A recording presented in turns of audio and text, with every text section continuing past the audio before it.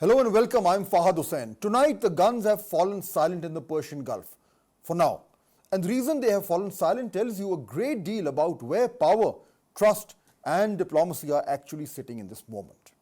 President Donald Trump has announced that the ceasefire with Iran will continue, and he did not frame this as a unilateral American decision or a negotiated understanding alone, but made it clear in his own words that this extension comes at the request of Pakistan, which actually is a remarkable statement when you consider the scale of the conflict and the stakes involved.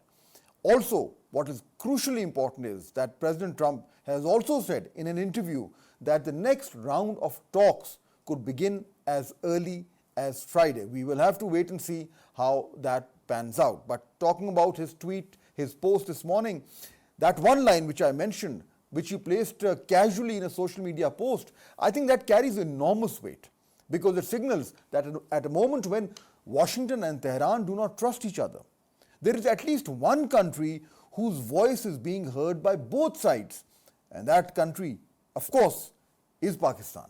Prime Minister Shehbaz Sharif responded quickly, publicly thanking President Trump for accepting Pakistan's request and expressing the hope that this pause in fighting would create space for dialogue, which again tells you something important about how Islamabad is positioning itself. Not as a bystander, not as a commentator, but as an active participant in shaping what happens next. Even from Tehran, the reaction has been cautious but telling. Iran's ambassador to the UN has welcomed the continuation of the ceasefire while emphasizing that any pause must lead to a serious political process, which is diplomatic language but clear in its intent because it signals that Iran is willing to hold fire, but not indefinitely, and certainly not without movement towards some broader understanding. So tonight we find ourselves in a moment that is deceptively calm. There is no war in the Gulf, but there is no peace either. And that space in between, this uneasy, fragile pause, is often the most dangerous phase of any conflict because it creates the illusion of stability while leaving all the underlying tensions intact, waiting for a single miscalculation, a single incident, a single decision to push everything back over the edge. That is why the real question tonight is not what just happened. The real question is what happens now? What does this ceasefire actually mean if it is not anchored in a political process? How long can mistrust be contained without resolution? And how easily could this entire situation unravel again? And this is where Pakistan's role becomes even more significant because it is one thing to help stop a war. It is another thing entirely to help prevent it from starting again. Right now, Pakistan appears to be the only country that both sides are willing to listen to. The only country that can carry messages, shape expectations, and potentially bring adversaries back to the table when direct trust does not exist. This is not a symbolic role. This is a strategic one. So the question we need to ask tonight is not just about the ceasefire. It's about the next phase. How does Pakistan manage this position? How does it convert access into influence? And how does it ensure that this phase becomes a pathway and not just a delay before the next round of conflict? Because history tells us something very clearly. Ceasefires hold when they lead somewhere. They collapse when they don't. So are we looking at the beginning of a political process or simply an intermission in a longer conflict? And what exactly is Pakistan's role going to be as this story unfolds? That's the conversation tonight. So let's get into it. We are joined by two guests. Air Vice Marshal Retired Shahzad Chaudhry is our guest. He's also a former ambassador, so he brings both the military as well as the diplomatic experience and expertise into today's discussion. Fahd Hussain is our second guest, Pakistan's famous journalist, leading columnist who writes for The Dawn and is one of the most widely read columnists in Pakistan. Very grateful, both of you, that you joined. Shahzad Chaudhry, this ceasefire, of course, when we were discussing this the last couple of days, I think almost everybody felt, and I was also constantly saying this, that the lowest hanging fruit is in fact just an extension of the ceasefire. because other than that, everything seemed so complicated, and the distance between the US and Iran was so wide that it was probably unrealistic to think that it would be bridged so quickly. So this was the basic minimum demand that I think everybody was making. That has happened, and not only has it happened, President Trump has in fact credited Pakistan for doing this. So based on this, do you think this was the best possible thing that could have been done in what is clearly a very complicated and difficult situation?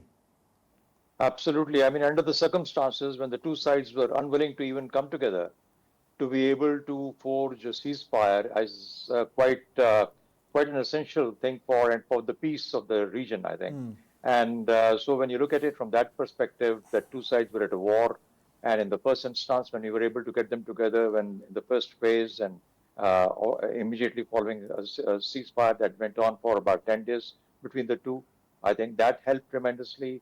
It must have earned trust on both sides that Pakistan was an honest broker, would like to work things out, help things out, facilitate as much as possible.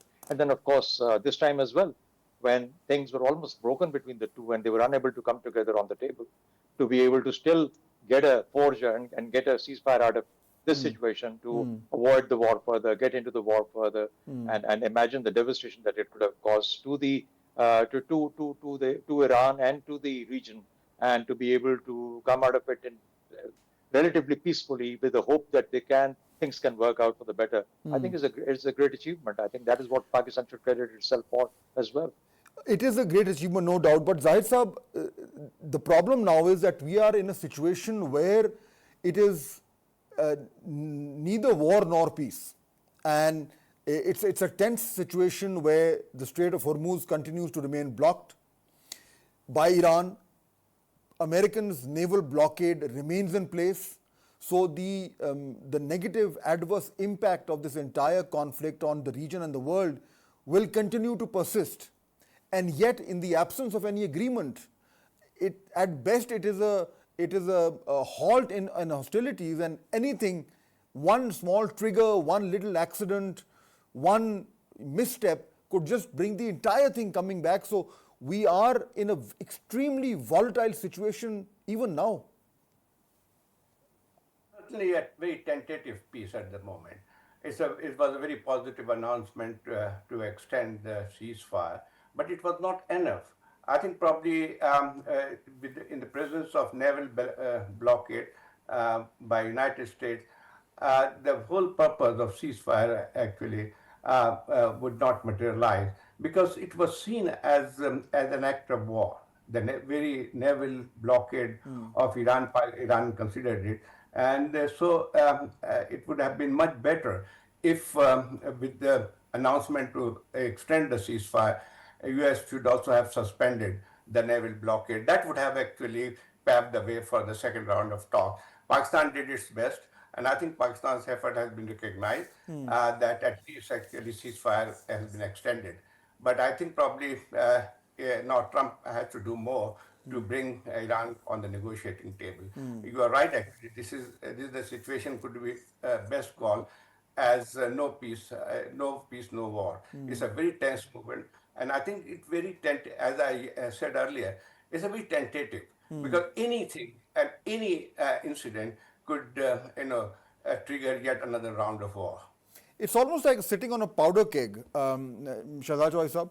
But the fact that we've been able to at least bring President Trump to a stage where only 24 hours earlier he was threatening to start bombing Iranian power plants. From there to writing on his Truth Social and that based on the fact that the government of Iran is seriously fractured, not unexpectedly so, and upon the request of Field Marshal Asim Munir and Shahbaz Sharif of Pakistan, we have been asked to hold our attack on the country of Iran until such time as their leaders and representatives can come up with a unified proposal, which means it is open-ended. It could be one day, it could be 1 month. Why this open-ended clause here, where we've always seen Donald Trump come up with deadlines and then start putting pressure on those deadlines. This is a departure from what he normally does. Yeah, I mean, you started rightly in the sense that you imagine what could have been happening this morning or today, because the ceasefire had run out, the previous stint of the ceasefire, and the U.S. with all its forces, along with Israel, I'm sure, which is very much waiting in the wings to do whatever it has been doing for a long time, and the two of them would have come together again on Iran, and Iran would have been pounded again today. Unfortunately for Iran and for the rest of us. But the real point is that both sides are keen not to get into war. So this ceasefire that we are in today assures us and confirms this, that there is no appetite for war, any more war between the two. Now, as far as the naval blockade is concerned, perhaps the naval blockade would have been the first set of steps that perhaps the U.S. would have taken had the two gotten together in Islamabad. But that's more of a speculation than what could have happened. But there was something for the both sides to give up, and perhaps the first thing as a confidence building would have been the naval blockade from the American side and raising of the or removing the blockade from the Iranian side or the control of Hormuz. But that didn't happen. So what we have now is a time period, and your question as to why it is open-ended, simply for the fact that I think the US and Pakistan perhaps believe that there is a need for a consensus to emerge out in Tehran on the way forward, on the move forward, what steps to get together. Remember, both sides are playing to their domestic audiences as well. So when you look at that, there's got to be building up of the support at the home level, at the domestic level, to be able to say that we did our very best and we did not give in to the pressures on both sides. Remember, had one been a clear victor and the other a clear loser, then this situation would not have been there. But since both sides have entered into a stalemate, that has given that cause. But that also is an opportunity or a cause for Iran to make the most out of the situation. The other fear that I have is that what if this war also was to go on for 4 years, just like the Ukraine-Russian war, and nobody seems to be bothered about it? I mean, this war could have stayed on as well for that longer period. So imagine the consequences of that kind of a situation where the world has lost interest, moved away, and said, okay, you guys go ahead and fight it out. So I feel that there is this feeling that the space has to be given on all sides, domestic as well as in terms of the regimes, to be able to work out what works best for them and how to get there. What are the essentials that they must meet and how to get there. So I think that's a time that has been given to them. Hopefully, sense should prevail on both sides. I think the US absolutely wants to get out. Iran must get its sort of know exactly how to get the most out of the situation. Otherwise, they will lose this space also. This is the political space that they've created because of the war. And the position that they're in, they can actually demand quite advantageous settles, and that's where Pakistan's role comes in. Zaid Saab, this is the second time that Pakistan has successfully convinced President Trump and Iran to opt for a ceasefire. That is no mean achievement, however, whichever way we look at it. So the fact that we started off as a country which was trying to get the two sides together in Islamabad to try and resolve their issues, and if you remember at that time there was also talk of whether Pakistan would actually be part of the negotiations. In fact, in the first round, there was some speculation that Pakistan may just get those two sides together in the room and then let them just figure out what they need to do. But as it turned out, during that first round, that not only was Pakistan in the room, that negotiation was formally called a trilateral negotiation. So from there till now, where we are not just mediating, but being the only communication channel between the two sides and probably negotiating on behalf of one and the other. Does this mean this role that started off as a simple facilitator is growing and is likely to grow even more now? Certainly, Pakistan has played a very positive role, and as an honest broker, they did very well, and I think probably that was because of Pakistan's effort that the first round of talks did happen. And even for second round of talk, Pakistan had almost persuaded Iran, and also has used its influence over Trump administration to to create a more conducive environment for the talks. Nobody can expect that this old and 4 decades long the conflict would be resolved in one sitting, but it has to be a prolonged negotiation. But somewhere it has to be started, and that for that actually they have to agree on some confidence building measures, and that always happen in international negotiations.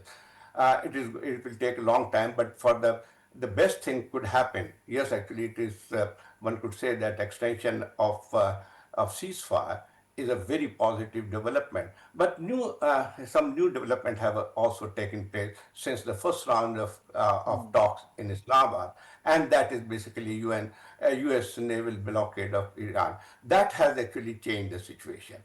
So I would have said, and I think probably Pakistan must have done something to and persuade Trump to also lift or suspend, rather suspend the naval blockade, but it did not happen. Now it's all in. I think probably I would say that it is in America's. The ball is in America's court at the moment. Iran has its own compulsion, no doubt about that. It's basically a country which has been devastated by a war which was not of its choice. It was not an aggressor. So obviously, Iran is not in a position to concede more. So I think probably if they have sat together, things would have melted. But I think a lot will also depend how the messaging from Washington. It's a mixed messages which has also created a lot of confusion. Like you cannot actually do some kind of conversation or a peace process could be sustained if you keep threatening the other country. I think they should also bring down the tenor, and they should actually at least keep quiet for some time. And it happens in every negotiation. If you see actually every major negotiation, almost is led or followed by some kind of confidence building measures, and this is one of those measures which should have been taken. So, looking ahead now, Shehzad Choi Saab, I'm going to take advantage of the fact that I have both of you columnists of Pakistan.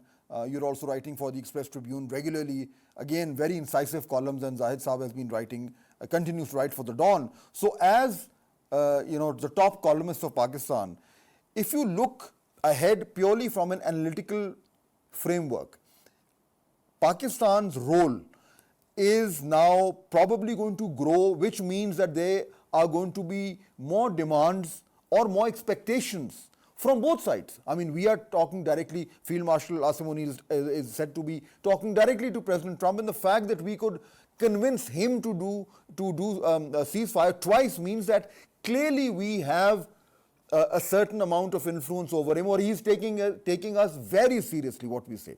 Similarly, I don't think Iran has too many countries who can speak with Tehran and with Washington simultaneously. So this places a responsibility on us. It also places expectations on us. It also adds a tremendous amount of pressure on us. So Absolutely, I agree with you. I agree with you. I think Pakistan must clearly delineate as to what should be the limits of its involvement and engagement. Because Pakistan's own heft, regardless and despite the fact that you mentioned that we are a nation that has cordiality both in Tehran as well as in Washington to a certain extent. So with that kind of an advantage that Pakistan enjoys, I think Pakistan still must be very careful in terms of identifying the limits of our own engagement in the process.